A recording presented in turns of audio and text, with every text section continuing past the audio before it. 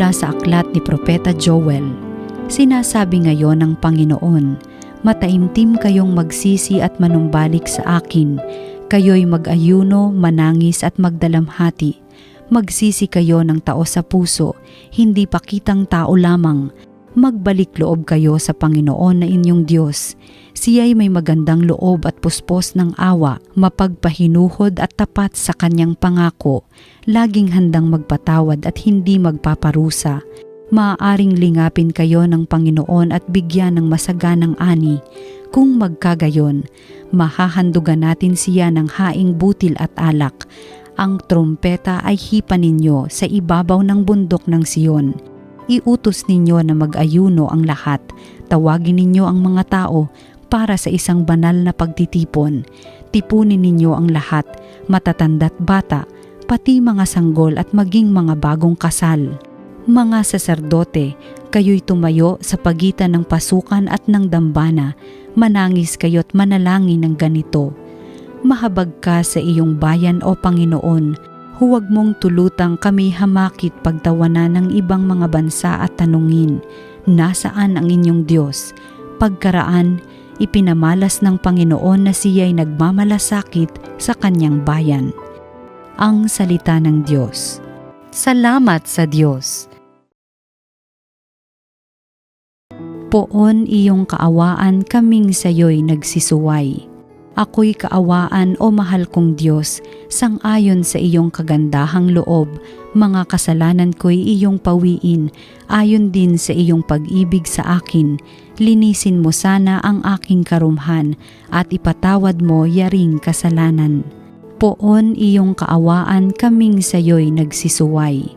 Ang pagsalansang ko ay kinikilala, laging nasa isip ko at alaala. Sa iyo lang ako nagkasalang tunay, at ang nagawa ko'y di mo nagustuhan. Poon iyong kaawaan, kaming sayo'y nagsisuway. Isang pusong tapat sa aking likhain, bigyan mo o Diyos ng bagong damdamin. Sa iyong harapay huwag akong alisin, ang espiritu mo ang papaghariin. Poon iyong kaawaan, kaming sayo'y nagsisuway. Ang galak na dulot ng iyong pagliligtas, ibalik at ako ay gawin mong tapat. Turuan mo akong makapagsalita at pupurihin ka sa gitna ng madla. Poon iyong kaawaan, kaming sayo'y nagsisuway. Pagbasa mula sa ikalawang sulat ni Apostol San Pablo sa mga taga-Korinto. Mga kapatid, ako'y sugo ni Kristo, parang ang Diyos na rin ang namamanhik sa inyo sa pamamagitan ko. Makipagkasundo kayo sa Diyos, hindi nagkasala si Kristo, ngunit dahil sa atin, siya'y ibinilang na makasalanan upang makipag-isa tayo sa Kanya at mapabanal sa harapan ng Diyos sa pamamagitan niya. Yamang kami mga katulong sa gawain ng Diyos, ipinamamanhik namin sa inyo na huwag ninyong sayangin ang pagkakataong ibinibigay sa atin ng Diyos, sapagkat sinasabi niya, sa kaukulang panahon ay pinakinggan kita, sa araw ng pagliligtas sinaklolohan kita. Tingnan ninyo, ngayon na ang panahong nararapat, ngayon ang araw ng pagliligtas. Ang salita ng Diyos. Salamat sa Diyos. Ang mabuting balita ng Panginoon ayon kay San Mateo.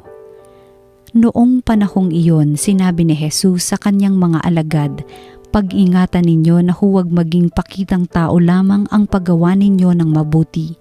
Kapag ganyan ang ginawa ninyo, wala kayong matatamong gantimpala buhat sa inyong amang nasa langit. Kaya nga, kapag naglilimos ka, huwag mo nang ipagmakaingay ito, katulad ng ginagawa ng mga mapagpaimbabaw doon sa sinagoga at sa mga lansangan. Ginagawa nila ito upang purihin sila ng mga tao. Sinasabi ko sa inyo, tinanggap na nila ang kanilang gantimpala. Ngunit kung naglilimos ka, huwag mo nang ipaalam ito kahit sa iyong pinakamatalik na kaibigan upang malihim ang iyong paglilimos at gagantihin ka ng iyong amang nakakikita ng kabutihang ginagawa mo ng lihim. At kapag nananalangin kayo, huwag kayong tumulad sa mga mapagpaimbabaw. Mahilig silang manalangin ng patayo sa mga sinagoga at sa mga panukalang daan upang makita ng mga tao. Sinasabi ko sa inyo, tinanggap na nila ang kanilang gantimpala. Ngunit kapag mananalangin ka, pumasok ka sa iyong silid at isara mo ang pinto. Saka ka manalangin sa iyong amang hindi mo nakikita at gagantihin ka ng iyong amang nakakikita ng kabutihang ginagawa mo ng lihim. Kapag nag-aayuno kayo, huwag kayong magmukhang malungkot tulad ng mga mapagpaimbabaw. Hindi sila nag-aayos upang malaman ng mga tao na sila'y nag-aayuno. Sinasabi ko sa inyo, tinanggap na nila ang kanilang gantimpala. Kapag ikaw ay nag-aayuno, mag-ayos ka ng buhok at maghilamos upang huwag mapansin ng mga tao na nag-aayuno ka. Ang iyong amang hindi mo nakikita ang siya lamang nakaalam nito. Siya na nakakikita ng kabutihang ginagawa mo ng lihim ang gaganti sa iyo. Ang mabuting balita ng Panginoon. Pinupuri ka namin, Panginoong Hesukristo. Sisimula na po yung ating buhay ng almsgiving, ng fasting, ng prayer. Bakit?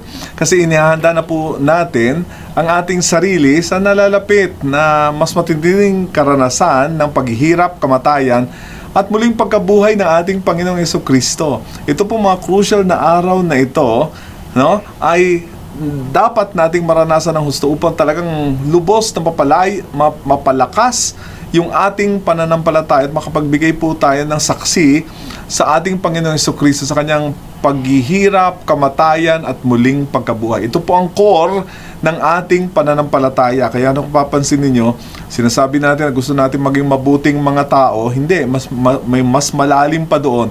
Kung nakaugat tayo sa ating Panginoong Hesukristo na naghirap, namatay at muling nabuhay, yung ating buong buhay din ay papasok din sa ganung klaseng daigdig ng paghihirap at kamatayan po natin upang tayo muling mabuhay kay Kristo. So, ang kailangan po natin ay talagang paghahanda na nandito na po sa ating ebanghelyo at sasabuhay natin. Prayer, fasting, at almsgiving. Una, panalangin. Panalangin ay tunay na pakikiisa kay Kristo. Kailangan pumasok tayo sa daigdig ng panalangin, hindi dahil sa gusto lang natin magdasal ng oral prayers, bagamat nakakatulong ito para sa ating sariling disiplina, pero ang diwa ng panalangin ay makadevelop po tayo ng tunay at napakalalim na relationship sa ating Panginoon, katulad ng nais natin sa isang kaibigan. Palalim ng palalim at nagkakaroon ng communion, nagkakaroon ng unity. Ganun po ang ibig sabihin ng tunay na panalangin. Ito'y pakikiisa, palagay ko, sa buong buhay ng ating Panginoong Hesukristo dito sa lupa ng kanyang paghihirap. Pangalawa, fasting o kaya yung pag-ayuno. Hindi ibig sabihin nito ay for disciplinary purposes para tayo po ay maging sexy, no? Meron tayong mga fasting.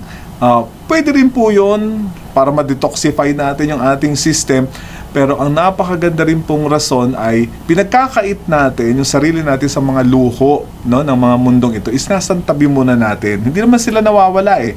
Sinasantabi lang natin kasi gusto nating makiisa sa isang tunay na naghihirap, no, at siya pong namatay din. Kaya yung fasting is a form of death, no, for us. Gusto natin na ma-please tayo sa lahat ng mga bagay. Ipagkait muna natin itong mga bagay na ito, mga incidentals lang eh, upang makapasok tayo sa pinakadiwa ng ating mundo, no, sa ating Panginoong Hesukristo. Ito rin isang pamamaraan para maramdaman din po natin ang gutom at uhaw ng ating mga kapatid na matagal nang naghihirap sa mundong ito. At yung pangatlo ay yung almsgiving, no? Yung ating pagkakawang gawa. Yung ating pagkakawang gawa ay bunga na ng pag-ibig, no? Ito'y parang transcendence na, no, sa self.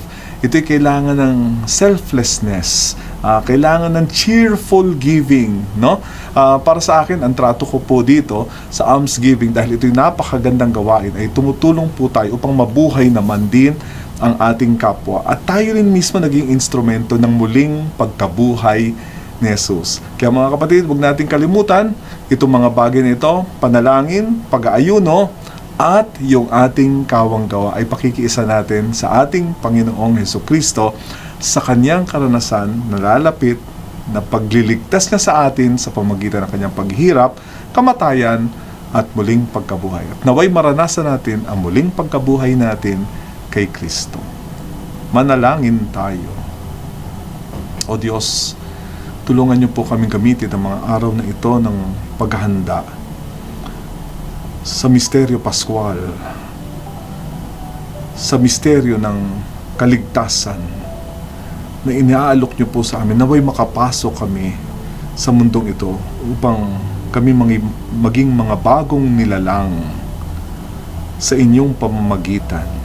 Tulungan niyo po kami sa pagpapanibagong ito sa pamamagitan ng inyong paghirap, kamatayan at muling pagkabuhay. Hiniling po namin ito sa pamamagitan ni Jesucristong aming Panginoon.